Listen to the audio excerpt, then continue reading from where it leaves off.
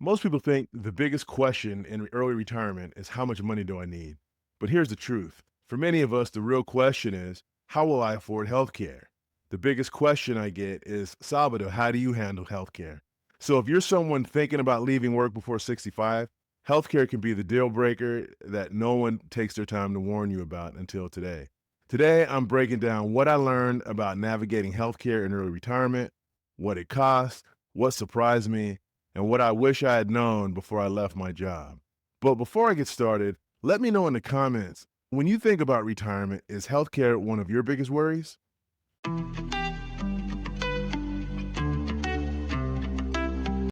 One of the first things you have to give up when you leave a traditional job is access to affordable employee healthcare.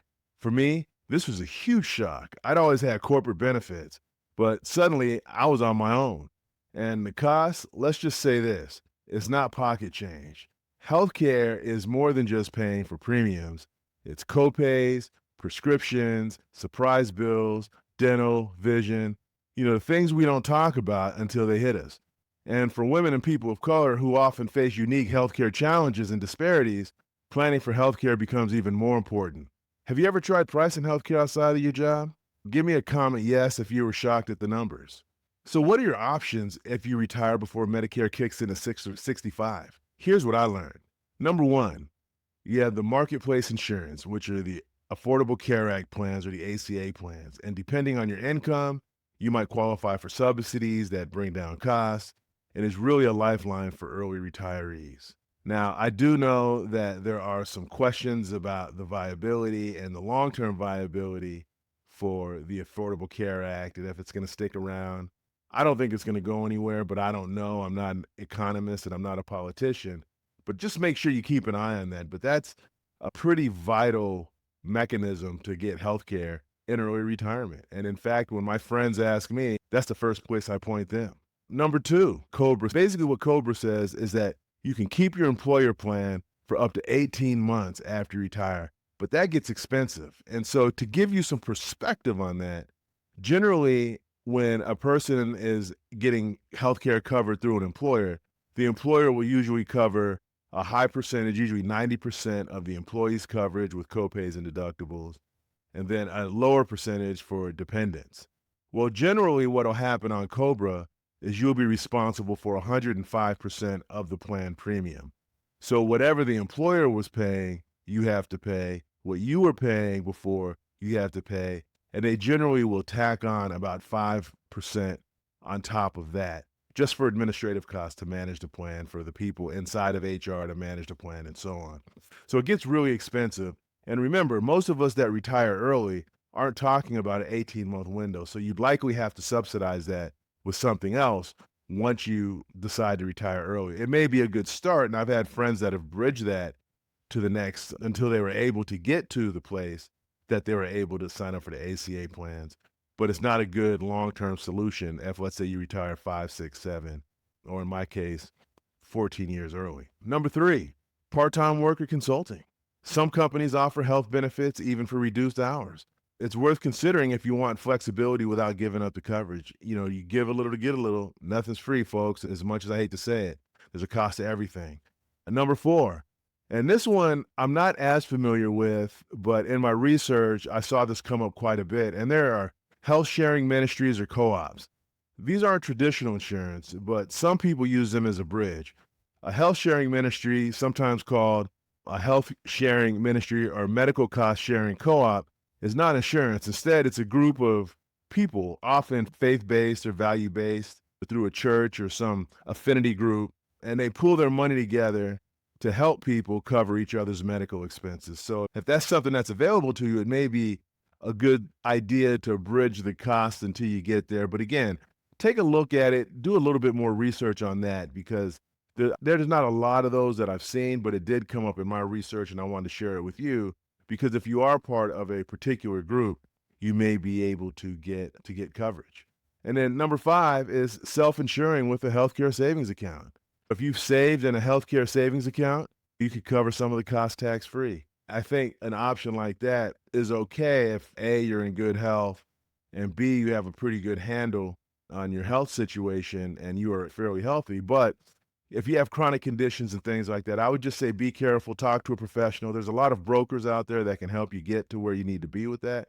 But again, I just wanted to make sure I gave you an opportunity to understand. So, which of these options, tell me in the comments, which of these options would work best for you right now? Drop me a number and number 1 through 5. Just let me know because we all have to get some kind of health care. Otherwise, we're playing with fire. Now, for us, we had the option, and we're part of the few that had the option to stay with our previous employer's plan, with their group plan. So we're able to leverage their coverage at a reduced cost.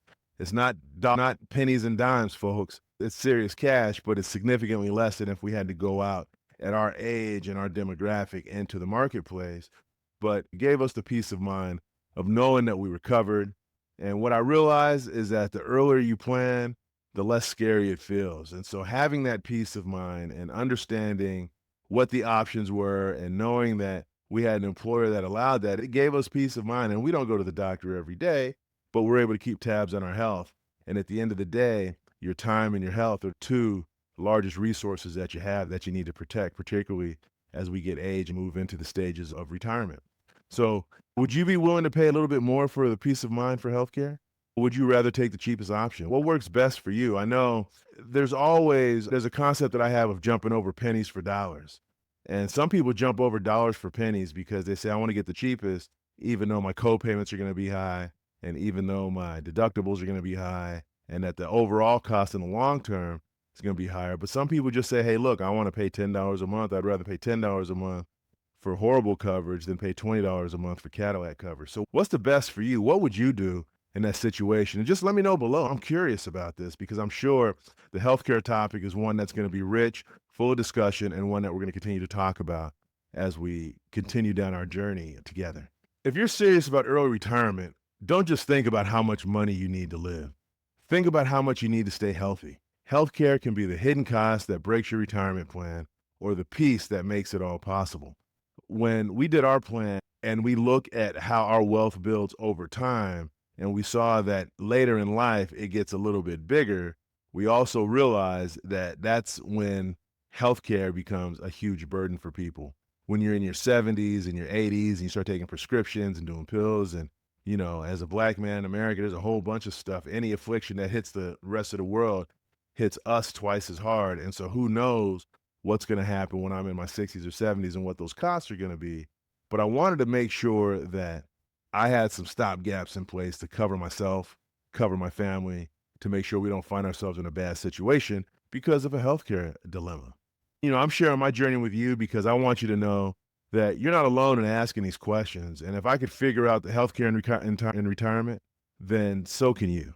And if you found this helpful, hit the like, hit the subscribe, and share this video with someone who needs to hear it because planning for retirement isn't just about money. It's about freedom, security, and peace of mind. And so as a final question to you, what's your biggest question about healthcare in retirement?